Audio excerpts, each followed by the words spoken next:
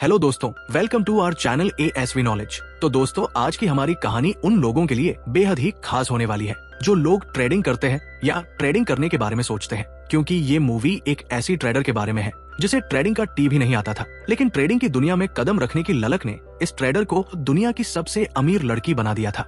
अब वो किस तरह से अमीर बनती है ये तो मूवी देखने के बाद ही पता चलेगा। तो बिना टाइम वेस्ट किए वीडियो को शुरू करते हैं। तो दोस्तों, मूवी की शुरुआत में हमें एक लेडी को दिखाया जाता है जिसका नाम रोजी है। वो अपने अपार्टमेंट के बेसमेंट में बैठकर किसी से फोन पर बात करती है और वो फोन पर कहती है कि क्या मेरी बात मिस्टर वॉशिंगटन से हो रही है। तो सामने से आवाज आती है, हाँ मैं वॉशिंगटन बोल रहा हूँ। इसके बाद वो कहती है, हाय मिस्टर वॉशिंगटन, मैं अमांडा बात कर रही हूँ। मैं क्रेडिट कार्ड सेफ्टी बोर्ड से आपको कॉल कर रही हूँ। दरअसल आपके अकाउंट में शो हो रहा था कि आपने काफी सारी महंगी चीजों की खरीदारी करी है। तब सामने से वो आदमी कहता है कि मैंने तो ऐसी कोई शॉपिंग नहीं की है और मेरा कार्ड तो मेरे वॉलेट में है। इसके बाद रोजी कहती है कि सर ये तो बहुत ही अच्छी बात है, क्या आप अपने कार्ड का नंबर हमें कंफर्म करवा सकते हैं। इसके बाद वो जल्दबाजी में अपने कार्ड की सारी डिटेल रोजी के साथ शेयर कर देता है।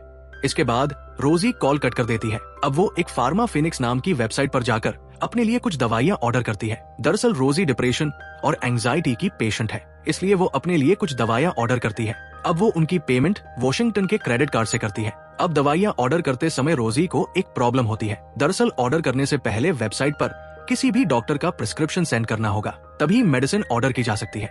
इसके बाद वो फेक प्रिस्क्रिप्शन तैयार करती है और उसे वेबसाइट पर डाल देती है। कुछ टाइम बाद रोजी के पास फार्मा फिनिक्स नाम की मेडिसिन डिलीवर हो जाती है। इसके बाद वो वॉशिंगटन के क्रेडिट कार्ड से काफी सारी शॉपिंग करती है और उन्हें दूसरी वेबसाइट पर रीसेल कर देती है और इस तरह वो वॉशिंगटन के कार्ड से लगभग $7400 खर्च कर चुकी थी। अब जब वो दोबारा से कुछ खरीदने के लिए वेबसाइट पर जाती है तो कार्ड डिक्लाइन हो जाता है। अब वेबसाइट पर एक एडवर्टाइजमेंट आती है जिसमें दिखाया जाता है कि ट्रेडिंग में इन्वेस्टिंग करो, लेकिन रोजी को तो ट्रेडिंग का टी भी नहीं आता। वो ना तो इन्वेस्टिंग के बारे में कुछ जानती है और ना ही उसे ट्रेडिंग के बारे में ज्यादा कुछ पता था, लेकिन वो इसमें अपना इंटरेस्ट दिखाती है।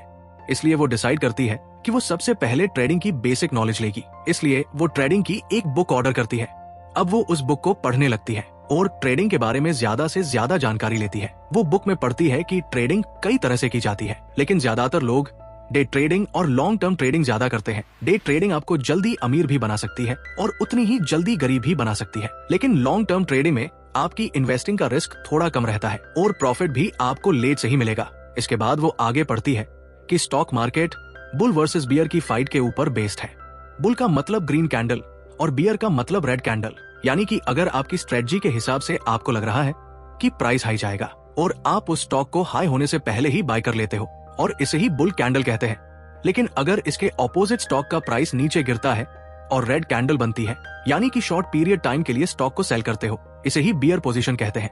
इसके बाद वो आगे पढ़ती है कि आपको मार्केट में बने रहने के लिए लंबे समय तक मार्केट में टीके रहना पड़ेगा। अब बुक के लास्ट पेज में लिखा था कि लक ही आपकी विनिंग का मोस्ट इंपॉर्टेंट फैक्टर होने वाला है, लेकिन आप कभी भी अपने लक को नहीं हरा पाएंगे। अब जब रोजी इस बात को पढ़ती है तो उसे ये बात अच्छी नहीं लगती, इसलिए वो उस पेज को फाड़ देती है और उस पेज को दीवार पर लगा देती है। वो डिसाइड करती है कि वो डे ट्रेडिंग करेगी, क्योंकि रोजी जल्द से जल्द अमीर बनना चाहती थी। इसके बाद वो अपने लैपटॉप पर किसी डे ट्रेडिंग साइट पर लॉग इन करती है, जहां पर लोग स्टॉक मार्केट से जुड़ी अपनी अपनी स्ट्रेटजी को डिस्कस करते थे। रोजी उनकी स्ट्रेटजी को बड़े ही ध्यान से समझती है। इसके बाद रोजी बॉब द ब्रोकर नाम के एक अकाउंट को फॉलो करती है, क्योंकि बॉब ने वेबसाइट पर कैंडल स्टिक और पैटर्न से जुड़े कई सारे ट्यूटोरियल डाल रखे थे। वो उन सभी ट्यूटोरियल्स को देखने लगती है और बॉब के द्वारा बताए गए सभी पैटर्न को याद रखने लगती है और स्टॉक मार्केट के सभी रूल्स को भी अच्छे से समझती है। अब कुछ टाइम बाद रोजी डे ट्रेडिंग करने के लिए तैयार हो जाती है। उसे लगता है कि वो अच्छे से ट्रेडिंग कर सकती है, लेकिन पहले ही दिन उसे लगभग $700 का लॉस झेलना पड़ता है।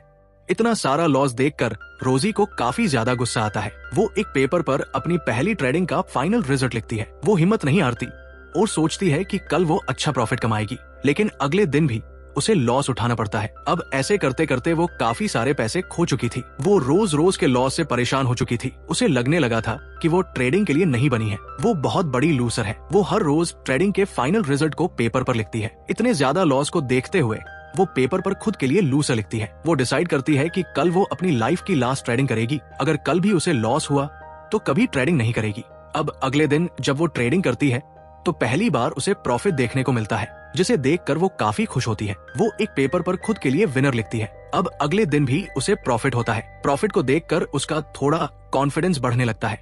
अब वो डेली थोड़ा थोड़ा प्रॉफिट करने लगी है। उसे लगने लगा था कि अब वो पूरी तरह से ट्रेडिंग स्ट्रेटजी को सीख चुकी है। इसलिए वो फैसला करती है वो एक बड़ा ट्रेड करेगी ताकि वो बड़ा प्रॉफिट कर सके। इसलिए वो एक फार्मा कंपनी के स्टॉक में इन्वेस्ट करने का फैसला करती है, क्योंकि उसे लगता है कि उस कंपनी का शेयर जल्द ही गिरने वाला है। अब अगले दिन वो सुबह सुबह उठकर भगवान से प्रे करने लगती है और भगवान की थैंकफुल होती है। अब वो डेल्टा फार्मास्यूटिकल कंपनी के बारे में सर्च करने लगती है। तभी उसे पता चलता है कि आज इस कंपनी के उस एंटी कैंसर ड्रग का रिजल्ट आने वाला है, जिसका क्लिनिकल ट्रायल मरीजों पर करवाया जा चुका है और जल्द ही इसका रिजल्ट अनाउंस हो जाएगा। अब रोजी भगवान से प्रे करती है कि वो इस ट्रेड को जीत जाए, क्योंकि उसने अपना सब कुछ इस कंपनी के स्टॉक पर लगा दिया था। अब रोजी को लगता है कि इस कंपनी का ट्रायल फेल होगा और कल इस कंपनी का स्टॉक गिर जाएगा। अब अपनी इस स्ट्रेटजी को वो मार्केट माउथ नाम के सोशल मीडिया पर भी पोस्ट कर देती है, जिस पर उसने डेज नाम से अपनी प्रोफाइल बनाई थी। रोजी पोस्ट करते हुए लिखती है कि आज मैंने डेल्टा फार्मास्यूटिकल पर शॉट लगाया है और मुझे उम्मीद है कि ये स्टॉक गिरने वाला है। इस बारे में आप लोगों की क्या राय है? अब कई लोग रोजी की इस पोस्ट पर कमेंट करते हैं और अपनी अपनी राय देते हैं। रोजी लगभग 2000 शेयर खरीद लेती है। अब अगले दिन सुबह 9:30 बजे जब मार्केट ओपन होती है तो डेल्टा का शेयर ग्रीन कैंडल बनाने लगता है और देखते ही देखते रोजी का लॉस भी दिखाई देने लगता है। अपने लॉस को देखकर रोजी घबरा जाती है। अब मार्केट में 12:30 हो गए थे और मार्केट का लंच टाइम हो गया था, तो रोजी भी अपनी पिछले कल वाली पोस्ट के कमेंट पढ़ने लगती है, जिस पर कई सारे लोग उसकी स्ट्रेटजी का मजाक बना रहे थे और उसे लूसर बोल रहे थे। ये सब देखकर वो और ज्यादा परेशान हो जाती है। अब जब दोबारा से मार्केट चलती है तो अभी भी फार्मास्यूटिकल का स्टॉक ग्रीन कैंडल ही बना रहा था। ये देखकर रोजी की घबराहट दुगनी स्पीड से बढ़ने लगती है और मेरे ख्याल से ऐसी फीलिंग उन सभी ट्रेडर्स को भी होती होगी जो ट्रेडिंग करते हैं और अपनी सारी इन्वेस्टमेंट एक ही ट्रेड पर लगा देते हैं। ऐसा ही हाल रोजी का भी हो रहा था। अब धीरे धीरे टाइम निकलता जा रहा था और अपने लॉस को देखकर रोजी का गुस्सा भी बढ़ रहा था। वो बुक से अपने आप को ही मारने लगती है और सोचती है कि उसने इस ट्रेड में अपना सारा पैसा क्यों लगा दिया। अब मार्केट कुछ ही देर में बंद होने वाली थी, लेकिन कुछ टाइम बाद डेल्टा के स्टॉक ने एक बड़ी सी रेड कैंडल बनानी शुरू कर दी थी। रेड कैंडल को देखकर उसे थोड़ा रिलैक्स फील होता है। अब देखते ही देखते डेल्टा का स्टॉक लगातार नीचे गिरता रहता है और रोजी का लॉस भी कम होने लगा था। फिर एक टाइम के बाद उसका लॉस प्रॉफिट में बदलने लगा था। अब मार्केट में भी न्यूज फैल चुकी थी कि डेल्टा फार्मास्यूटिकल की मेडिसिन का क्लिनिकल ट्रायल फेल हो गया है, जिसकी वजह से सभी अपनी इन्वेस्टमेंट को डेल्टा से निकालने लग जाते हैं। अब रोजी का लगाया हुआ टारगेट भी अचीव हो जाता है। वहीं मार्केट माउथ पर सभी लोग डेल्टा कंपनी को गालियां देने लगते हैं। वहीं ये सब देखकर रोजी काफी खुश होती है, क्योंकि मार्केट माउथ पर सभी लूजर थे और वो अकेली विनर थी। साथ ही आज उसने काफी अच्छा प्रॉफिट अर्न कर लिया था। अब मार्केट क्लोज हो जाती है। फिर रोजी अपना प्रॉफिट एक पेज पर लिखती है। अब अगले सीन में दिखाया जाता है कि वो सिगरेट पीती है। तभी उसके लैपटॉप पर एक मैसेज आता है, जो कि बॉब द ब्रोकर नाम के उसी आदमी ने किया था, जिसके ट्यूटोरियल वो देखा करती थी। बॉब मैसेज में लिखता है, आज तुमने काफी अच्छी कॉल दी थी, तुम कब से ट्रेडिंग कर रही हो? तो इस पर रिप्लाई करते हुए रोजी कहती है कि मैं पिछले 1 महीने से तुम्हारे ट्यूटोरियल देख रही हूँ और आज मेरा पहला रियल ट्रेड था। ये सुनकर बॉब उसकी तारीफ करता है और उससे वीडियो कॉल पर बात करने को कहता है, लेकिन रोजी मना कर देती है। वो कहती है कि नॉर्मल कॉल पर बात कर सकते हैं। अब वो नॉर्मली कॉल पर बात करते हैं। फिर बॉब उससे पूछता है कि तुमने कैसे प्रेडिक्ट किया कि आज स्टॉक गिरने वाला है? तो रोजी कहती है, अक्सर फार्मास्यूटिकल कंपनी के मेडिसिन के ट्रायल के वक्त उसका स्टॉक ऊपर जाता है और जब रिजल्ट अच्छा नहीं आता तो स्टॉक नीचे गिर जाता है। मैंने इसी बात को नोटिस करके शॉर्ट किया था। तो बॉब उसकी फिर से तारीफें करने लगता है। अब वो काफी देर तक ऐसे ही बातें करते हैं। अब अगले दिन रोजी अपने रूम में डिजिटल लाइट लगाती है, जिसमें अगर उसे लॉस होगा तो रेड लाइट जलने लग जाएगी और अगर वो प्रॉफिट में है तो ग्रीन लाइट जलने लगेगी। उसने ये लाइट इसलिए लगाई थी ताकि वो अपनी ट्रेड पर अच्छे से फोकस कर सके और लॉस को देखकर वो ज्यादा पैनिक रिएक्ट ना करे। अब रोजी अपने काम में लग जाती है। अब वो उन सभी फार्मा कंपनी के स्टॉक को निकालने लगती है जो फार्मा कंपनी अपनी मेडिसिन का क्लिनिकल ट्रायल करवा रही थी या फिर जल्द ही करवाने वाली है, साथ ही जिनका रिजल्ट हाल फिलहाल में ही अनाउंस होने वाला है। इसके बाद रोजी उन कंपनियों के बारे में डार्क वेब से जो भी छोटी मोटी इन्फॉर्मेशन मिलती है उन्हें कलेक्ट करने लगती है। फिर वो मार्केट माउथ पर भी कुछ डमी अकाउंट बनाकर पोस्ट करते हुए कहती है कि आज मैंने इस कंपनी का शेयर खरीदा है क्योंकि इसका शेयर ऊपर जाएगा, इस कंपनी के क्लिनिकल ट्रायल सक्सेसफुल होंगे और अपनी स्ट्रेटजी को पोस्ट के जरिए सबको बताती है। ऐसा करके वो माउथ मार्केट पर लोगों के बीच हाइप क्रिएट करती है ताकि उसकी पोस्ट के बहकावे में आकर ज्यादा से ज्यादा लोग उन कंपनियों के शेयर को बाय करने लग जाए, जिससे जब वो शेयर लॉस में जाएगा तो रोजी उसका फायदा उठा सके। और अच्छा प्रॉफिट जनरेट कर सके। अब अपनी तरकीब से वो काफी सारा प्रॉफिट कमा लेती है। इसके अलावा वो बॉब के साथ भी लगातार टच में रहती है।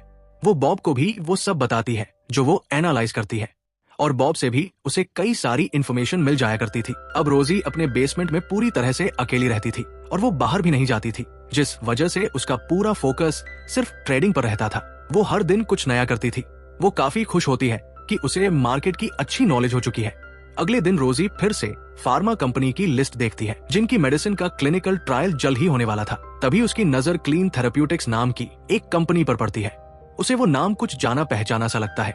असल में रोजी अपनी एंजाइटी को कम करने के लिए जिन दवाइयों का यूज करती थी वो दवाइयां उसी कंपनी की थी। इसी वजह से रोजी को वो नाम जाना पहचाना सा लगता है। अब वो उस कंपनी की डिटेल जानने के लिए उसकी वेबसाइट पर जाती है। तभी रोजी को कंपनी की वेबसाइट पर उस कंपनी के सीईओ की ऑडियो फाइल मिलती है, जिसमें कंपनी की सीईओ अनाउंस कर रही थी कि उनकी कंपनी जल्दी ही एक नई मेडिसिन का सेकंड फेज का ट्रायल करने वाली है, जिनका यूज स्पेशली स्ट्रेस, डिप्रेशन और एंजाइटी जैसे डिसऑर्डर के लिए किया जाएगा। वो आगे कहती है कि उनकी कंपनी इन सभी प्रॉब्लम की एक प्रॉपर मेडिसिन तैयार कर चुकी है, जिसका ट्रायल 300 मरीजों पर किया जाएगा और ट्रायल के लगभग 9 महीने बाद हमारी मेडिसिन का रिजल्ट आएगा। इतना सब सुनने के बाद रोजी बॉब से ट्रेडिंग के बारे में बात करने लगती है। तभी बॉब उससे कहता है कि तुम काफी अच्छी ट्रेडर हो, इसलिए मैं तुम्हें एक बार अपने बॉस से मिलवाना चाहता हूँ। मैं उम्मीद करता हूँ कि तुम मुझे निराश नहीं करोगी। वो कहती है कि मुझे खुशी होगी और मैं वादा करती हूँ कि मैं तुम्हें और तुम्हारे बॉस को डिसअपॉइंट नहीं करूंगी। इसके बाद बॉब कहता है कि ठीक है, कल तुम BPMQ आ जाना, फिर मैं अपने बॉस के साथ तुम्हारी मीटिंग करवा दूंगा। अब रात हो जाती है। रोजी सो रही थी, लेकिन अचानक उसकी आंख खुल जाती है। वो देखती है कि बारिश हो रही है और घर की लाइट भी जा चुकी थी। वो परेशान हो जाती है क्योंकि कल उसे मार्केट में पैसा लगाना था, लेकिन बिना लाइट के वो कुछ नहीं कर पाएगी। वो सोचती है कि सुबह तक लाइट आ जाएगी, इसलिए वो सोने चली जाती है। अब अगले दिन जब उसकी आंख खुलती है तो वो देखती है कि अभी भी बारिश हो रही थी। उसके घर में इलेक्ट्रिसिटी नहीं थी। वहीं मार्केट का भी टाइम हो चुका था। वो इलेक्ट्रिसिटी बोर्ड में कॉल करती है तो सामने से जवाब आता है कि आपके एरिया में इलेक्ट्रिसिटी की ऐसी कोई प्रॉब्लम शो नहीं हो रही है। ये सुनकर वो गुस्से में अपना फोन फेंक देती है। वो लाइट आने का वेट करती है, लेकिन लाइट नहीं आती। अब 4 बज चुके थे और लाइट को गए हुए 16 घंटे से ज्यादा का समय हो चुका था। मार्केट भी क्लोज हो गई थी। मार्केट क्लोज होने के कुछ देर बाद वहाँ इलेक्ट्रिसिटी आ जाती है। फिर रोजी जल्दी से अपना फोन चार्ज करती है। तभी उसके फोन पर बॉब के कई सारे मैसेज और कॉल होती है।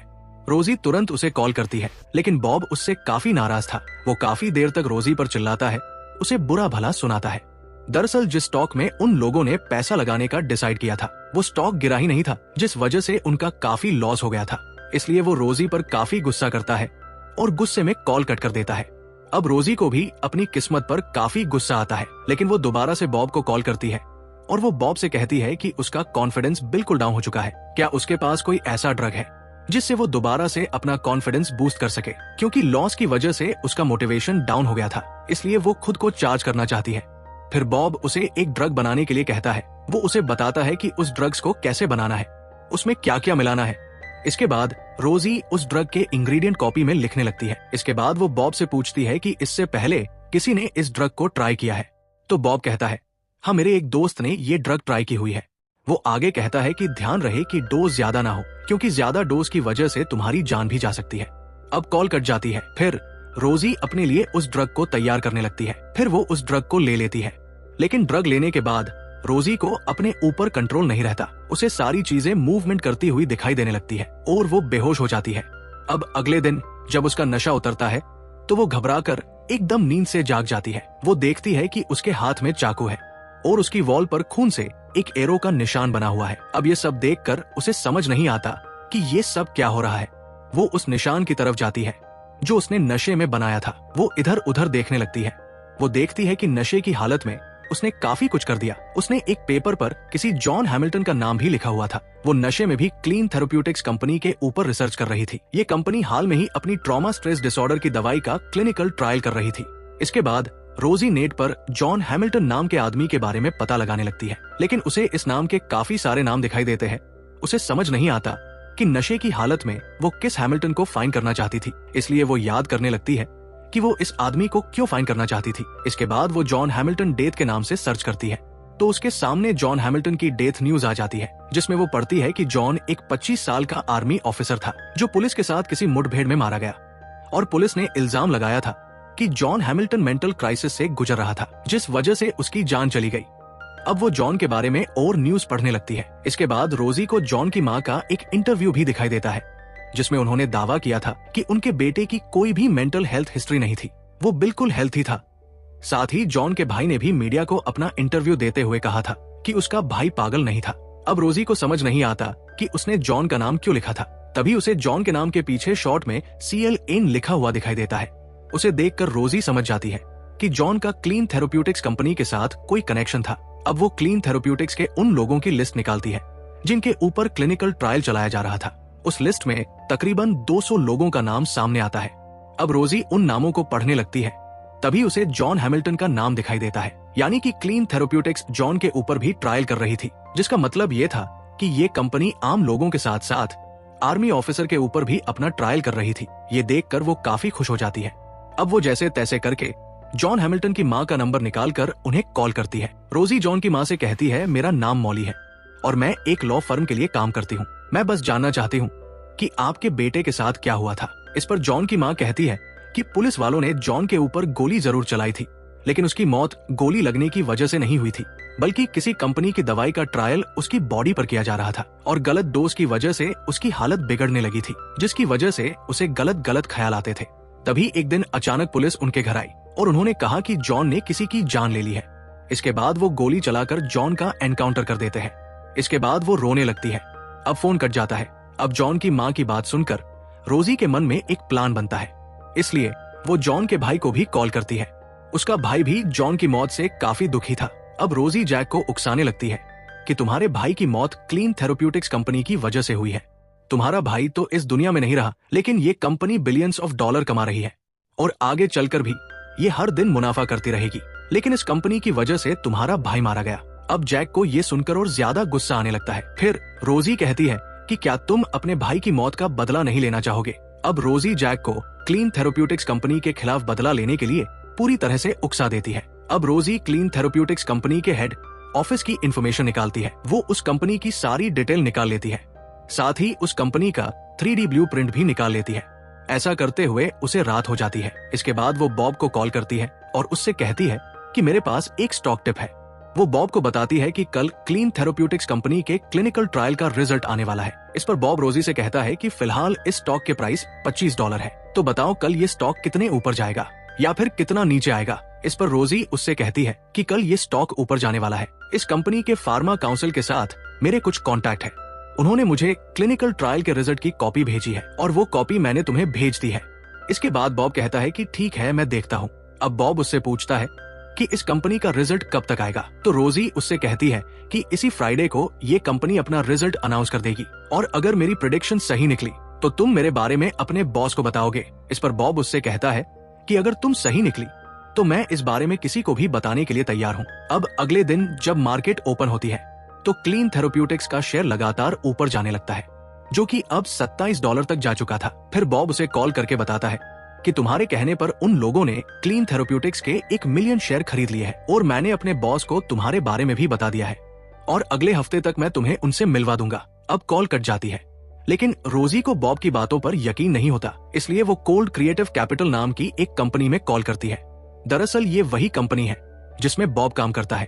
अब वो उस कंपनी के बॉस से बात करती है और कहती है कि मैंने तुम्हारी बेटी को किसी अबॉर्शन क्लिनिक में देखा था। ये सुनकर कोल्ड उससे कहता है कि तुम्हें ये सब कैसे पता चला। तो वो कहती है कि आजकल इंटरनेट का जमाना है, हर चीज ऑनलाइन दिख जाती है। इसके बाद कोल्ड रोजी से कहता है कि बताओ तुम्हें मुझसे क्या चाहिए। तो रोजी उससे कहती है कि तुम्हारी कंपनी में कोई रॉबर्ट बॉब नाम का एम्प्लॉय काम करता है, जिसका दूसरा नाम रॉब द ब्रोकर भी है। तो कोल्ड उससे कहता है कि हाँ, बॉब उसकी कंपनी में काम करता है। इसके बाद रोजी उससे पूछती है कि क्या बॉब ने तुम्हें मेरे बारे में बताया है कि क्लीन थेरेप्यूटिक्स कंपनी की टिप मैंने ही उसे दी थी। तो कोल्ड उससे कहता है कि बॉब ने मुझे इस बारे में कुछ नहीं बताया। ये सुनकर रोजी को थोड़ा बुरा लगता है। फिर वो कोल्ड को बताती है कि क्लीन थेरेप्यूटिक्स का शेयर फ्राइडे तक $3 पर आ जाएगा। तो कोल्ड उससे कहता है कि अगर ऐसा हुआ तो वो खुद उसे कॉल करेगा और बॉब की पोजीशन उसे दे देगा, लेकिन अगर उसकी प्रेडिक्शन फेल हो गई तो वो कभी दोबारा उसे कॉल नहीं करेगी। इस पर रोजी मान जाती है। अब क्लीन थेरेप्यूटिक्स का शेयर $30 तक जा चुका था और रोजी ने $29 की पोजीशन सेट करके अपने शेयर्स को बेच दिया था। अब फ्राइडे वाले दिन रोजी अच्छे से तैयार होती है, क्योंकि आज उसकी बेट का रिजल्ट आने वाला है। उसने अपनी लाइफ की सबसे बड़ी बेट लगाई हुई थी। अब वो जॉन की माँ को कॉल करती है और कहती है कि अब सही समय आ चुका है क्लीन थेरेप्यूटिक्स को नीचे गिराने का। दरअसल रोजी जॉन की फैमिली के साथ एक प्लानिंग करती है जिसमें वो जॉन की माँ से क्लीन थेरेप्यूटिक्स के खिलाफ बयान दिलवाएगी और जॉन के भाई जैक से इस कंपनी के सीईओ का मर्डर करवाना चाहती है ताकि इस कंपनी का शेयर क्रैश कर जाए और नीचे गिर जाए। अब जॉन की माँ मीडिया को अपना बयान दे देती है कि उसके बेटे की हत्या गोली की वजह से नहीं हुई थी, बल्कि क्लीन थेरेप्यूटिक्स कंपनी उसके बेटे की बॉडी पर टेस्ट कर रही थी और उनके टेस्ट फेल हो गए थे, जिस वजह से जॉन की हालत बिगड़ने लगी थी। अब इतनी बड़ी न्यूज बाहर आने के बाद क्लीन थेरेप्यूटिक्स कंपनी का शेयर धीरे धीरे नीचे गिरने लगता है। तभी 12 बजे के आसपास इस कंपनी की सीईओ अपना बयान देती है जिसमें वो कहती है कि उसकी कंपनी जिन 200 लोगों के ऊपर टेस्ट कर रही थी उसमें किसी का नाम भी जॉन हैमिल्टन नहीं था और इसकी लिस्ट भी वो प्रूफ के साथ सबको देने के लिए तैयार है। अब जैसे ही क्लीन थेरेप्यूटिक्स की सीईओ का बयान आता है तो फिर से उसके शेयर का प्राइस स्टेबल हो जाता है। ये देखकर रोजी थोड़ी उदास हो जाती है। फिर वो जॉन के भाई जैक को कॉल करती है और उसे क्लीन थेरेप्यूटिक्स की बिल्डिंग में जाने के लिए कहती है। साथ ही वो उसे एक पार्सल के बारे में भी बताती है जो उसने डिलीवर करवाया था। उस पार्सल में हथियार होता है। अब जैक क्लीन थेरेप्यूटिक्स की बिल्डिंग में पहुंच जाता है। रोजी उसकी अंदर जाने में हेल्प करती है क्योंकि वो पहले ही इस बिल्डिंग का 3D ब्लूप्रिंट निकाल चुकी थी। अब जैक उस रूम में चला जाता है जहां इस कंपनी की सीईओ अपना इंटरव्यू दे रही थी। तभी गोली चलने की आवाज आती है और सबको पता चल जाता है कि क्लीन थेरेप्यूटिक्स की सीईओ के साथ कुछ हो गया है क्योंकि ये बयान लाइव आ रहा था। अब गोली की आवाज सुनकर रोजी भी थोड़ी सहम जाती है। तभी वो देखती है कि क्लीन थेरेप्यूटिक्स का शेयर क्रैश कर गया है और वो बहुत तेजी के साथ नीचे आ रहा है। सभी लोग अपने अपने शेयर निकाल रहे थे। तभी रोजी के पास बॉब की कॉल आती है। बॉब उससे कहता है कि मैंने तुम्हारे कहने पर इतने सारे शेयर खरीदे थे लेकिन तुम्हारी प्रेडिक्शन तो गलत साबित हुई। तो रोजी उससे कहती है कि इसकी वजह भी तुम खुद हो। ऐसा कहकर वो कॉल कट कर देती है। अब 4 बजे तक आते आते क्लीन थेरेप्यूटिक्स का शेयर $3 तक आ चुका था और रोजी का प्रॉफिट भी इतना ज्यादा हो चुका था कि उसकी आंखों से आंसू आने लगे थे। वो अपनी लाइफ में इतना ज्यादा प्रॉफिट कमा चुकी थी जिसके बारे में उसने कभी सपने में भी नहीं सोचा था। अब वो काफी ज्यादा खुश होती है और एक पेपर पर खुद के लिए विनर लिखती है। मार्केट भी क्लोज हो चुकी थी। तभी उसके पास कोल्ड की कॉल आती है। वो कहता है कि आज तुम्हारी वजह से हमारी कंपनी को $15 मिलियन का नुकसान हुआ है। तो रोजी उससे कहती है कि वो अगले हफ्ते तक इस लॉस को प्रॉफिट में करवा सकती है और अगर उसने ऐसा किया तो उसे क्या मिलेगा। इस पर कोल्ड उससे कहता है कि अगर वो उसके लॉस को कवर करवा देगी तो उसे काफी खुशी होगी। साथ ही वो बॉब की पोजीशन भी उसे देने के लिए तैयार है। लेकिन रोजी उससे कहती है कि मुझे बॉब से भी बड़ी पोजीशन चाहिए। साथ ही बॉब को भी कंपनी से फायर करना होगा। तो कोल्ड उसकी बात मान लेता है और उससे कहता है कि मंडे को 9 बजे वो उसके ऑफिस में मिले। इस पर रोजी कहती है कि ठीक है, मैं 9 बजे तुम्हारे ऑफिस में आ जाऊंगी। अब रोजी अपने सभी पेपर्स को जला देती है। वो अपने विनिंग अमाउंट से काफी ज्यादा खुश होती है। अब वो कई महीने बाद अपने अपार्टमेंट से बाहर आती है और यही इस मूवी का एंड हो जाता है। उम्मीद है दोस्तों आपको ये कहानी पसंद आई होगी और मेरी तरह आप लोगों ने भी इस कहानी से काफी कुछ सीखा होगा। अच्छा, अगर मैं अपनी बात करूं तो मुझे इस कहानी से ये सीखने को मिला है कि जहाँ चाह है वही राह है। यानी कि अगर हम डिसाइड कर ले कि हमें क्या हासिल करना है और उसे पाने के लिए हम किसी भी हद तक चले जाएं, तो उस चीज को हमारा बनने से कोई नहीं रोक सकता। वैसे इस कहानी से आपने क्या सीखा, कमेंट बॉक्स में अपनी राय जरूर बताना और जाने से पहले वीडियो को लाइक और चैनल को सब्सक्राइब करना मत भूलना। मिलते हैं अगली वीडियो में। तब तक के लिए अपना और अपनी फैमिली का ध्यान रखें। राधे राधे।